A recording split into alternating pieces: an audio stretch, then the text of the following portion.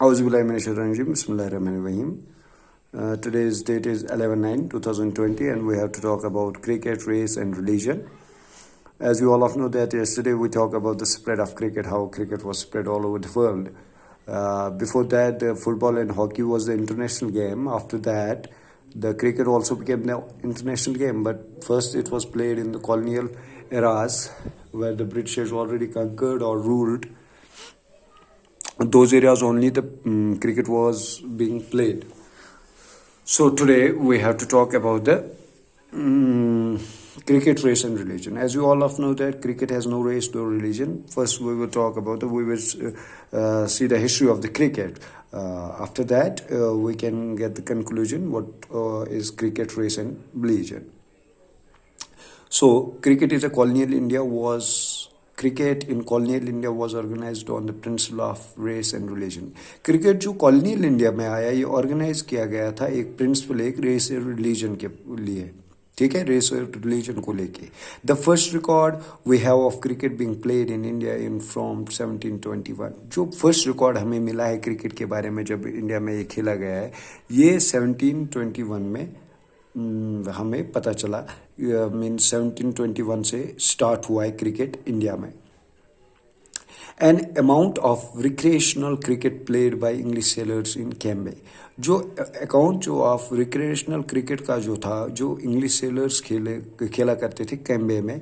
The first Indian club था the Calcutta cricket club. वो Calcutta cricket club था वॉज इस्टेब्लिश्ड इन 1792. वो इस्टेब्लिश कब हुआ था 1792 में. थ्रू द 18th century में as you can see your book 174 there you will check a image picture a rough and ready cricket game being played by Indians in a village in the Himalayas की picture एक है 1894 में ली गई है जहाँ पे Indians cricket खेल रहे हैं, ठीक है. तो द कलकत्ता क्रिकेट क्लब पहला इस्टेब्लिश हुआ था इंडिया में 1792 में. थ्रू द 18th century में वॉज इस्टेब्लिश्ड इन 1792, ठीक है. Cricket through the 18th century आने तक was cricket in India was almost wholly a sport played by British military man. जो क्रिकेट था ये कौन खेलते थे इंडिया में? जो ब्रिटिश मिलिट्री मैन है एंड सिविल सर्वेंट्स है in all white clubs and gymkhanas. और वाइट क्लब्स में कहाँ खेलते थे? वाइट क्लब्स में और जिम खानाज में.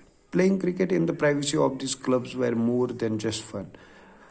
जो क्लब्स थी इनकी जो प्राइवेसी थी उतना क्लब नहीं था ये, मतलब फन के लिए इन्होंने बनाया था. It was also an escape from the strangeness discomfort and danger of their stay in India. इनका क्या था कि ये एस्केप स्ट्रेंजनेस आ सकती थी, डिस्कम्फर्ट आ सकता था, इनमें डेंजर था ये इंडिया में स्टे करना. Indians were considered to have no talent for the game. India को कंसिडर किया जाता था कि इसमें टैलेंट है ही नहीं for the game and certainly not mean to play it. और ये माने भी नहीं जाते थे कि ये खेल सकते हैं, बट दे डिड. लेकिन उन्होंने खेला. इंडिया का आप देख सकते हो इस वक्त भी T20 में बेस्ट वर्ल्ड रिकॉर्ड है. Virat Kohli were fine player, Dhoni, all that, Sachin Tendulkar, Sourav Ganguly, Rahul Dravid, Zaheer Khan, Irfan Pathan. You can see this is about today's.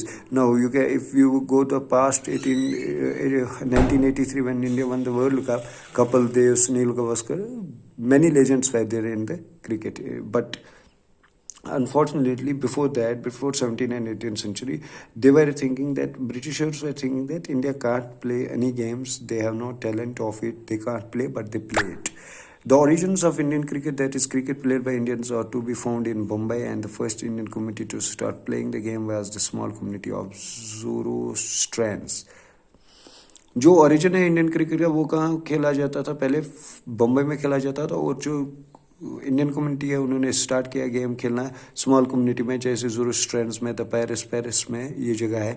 Brought into close contact with the British. ये इनको क्लोज कंटेक्ट में लाया ब्रिटिश के of their interest in trade के interest में. And the first Indian community of westernise, जो Indian community थी westernise में. The Parsis founded the first Indian cricket club. जो पेरिस है उन्होंने फाउंड किया फर्स्ट इंडियन क्लब को लेड किया उन्होंने. द ओरिएंटल क्रिकेट क्लब, जो ओरिएंटल क्रिकेट क्लब था बम्बई में 1848 में. पारसी क्लब्स वर फंडेड, जो पारसीज थे, जो ये पारसीज का क्लब था, जोरिस्ट्रेंस द पारसीज ने लाया था ये इंडिया में। तो पारसीज क्लब वर फाउंडेड ए क्रिकेट क्लब, ठीक है।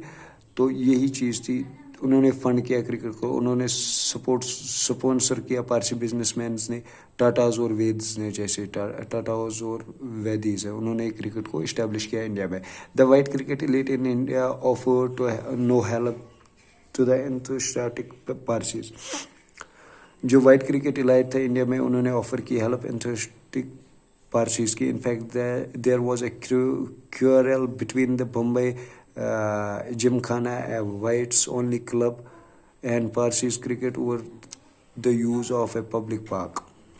जो बम्बई जिमखाना में था वो वाइट्स का क्लब था, और जो पारसीज ने किया उन्होंने पब्लिक पार्क में लेके गए इस क्रिकेट क्लब को। The Parsis complain that the park was left unfit for cricket because the polo ponies of the Bombay Gymkhana dug up the surface. Parsis ने ये इल्ज़ाम लगाया कि जो पब्लिक पार्क है, उन्होंने कंप्लेंट की जो पार्क थी उस पर क्रिकेट नहीं खेला जा सकता, क्योंकि उन्होंने जो बम्बई जिमखाना के वाइट पीपल से उन्होंने ढक किया था उस सरफेस को। When it became clear that the colonial authorities were prejudiced in favour of their white competitors, जो कम्पिटिटर्स थे, वाइट कम्पिटिटर्स थे, उनको ज़्यादा वो अहमियत दे रहे थे। The Parsis build their own gymkhana to play cricket. उन्होंने पारसीज ने अपना जिमखाना खोला, उन्होंने अपना क्रिकेट प्ले किया। The rivalry between the Parsis and the racist Bombay Gymkhana had a happy ending for these pioneers of Indian cricket. Rivalry जो था पारसीज और रेसिस्ट बम्बई के जिमखाना के, उनका हैप्पी एंडिंग हुआ, क्योंकि उन्होंने पायनियर्स ऑफ इंडियन क्रिकेट डाले, उन्होंने मतलब इंडियन क्रिकेट को बढ़ा दिया। A Parsi team beat the Bombay Gymkhana at cricket in 1889। Parsis ने जिमखाना को, जो वाइट पीपल्स का था, 1889 में उनको हरा दिया। Just 4 years after the foundation of the Indian National Congress in 1885। जब जीतने के बाद आफ्टर 4 years उन्होंने क्या किया कि इंडियन नेशनल कांग्रेस जो था in 85 and an organisation that was lucky to have amongst its earlier leaders the great Parsi statesman and intellectual Dadabhai Naoroji.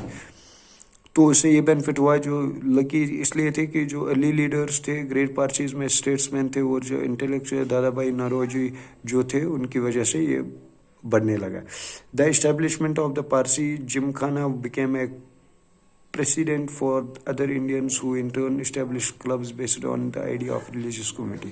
जो इस्टेब्लिश हुआ पारसी जिमखाना, जो बना प्रेसिडेंट बना इंडियंस के लिए, क्योंकि उनको भी लगा हम क्लब ज़्यादा से ज़्यादा बनेंगे, लेकिन रिलीजियस आइडिया था उनके अंदर। बाय द 1890s में Hindus and Muslims were busy gathering funds. जो हिंदूज और मुस्लिम थे उन्होंने बिजी किया किसमें, फंड्स गैदर करने में। And support for a Hindu के लिए सपोर्ट करने के लिए Gymkhana, and an Islam Gymkhana. The British did not consider colonial India as a nation. जो ब्रिटिशर्स थे उनने कंसिडर नहीं किया कि इंडिया एक नेशन है, ठीक है। ये है इसके बारे में, किसके बारे में, क्रिकेट, रेस एंड रिलीजन के बारे में, ठीक है। तो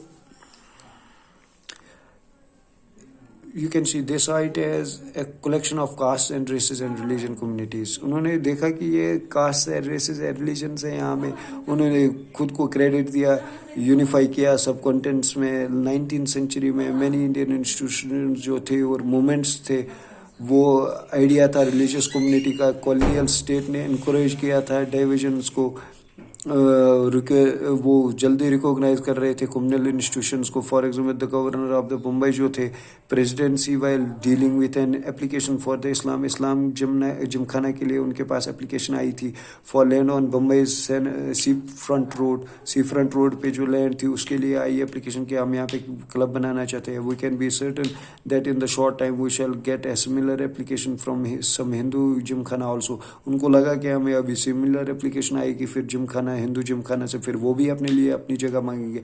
आई don't see how we were refuse these application. हमें खुद नहीं समझ आ रहा है हम ऐसे एप्लीकेंट्स को कैसे रिफ्यूज करें। But I will refuse any more grants once Gymkhana has been establish.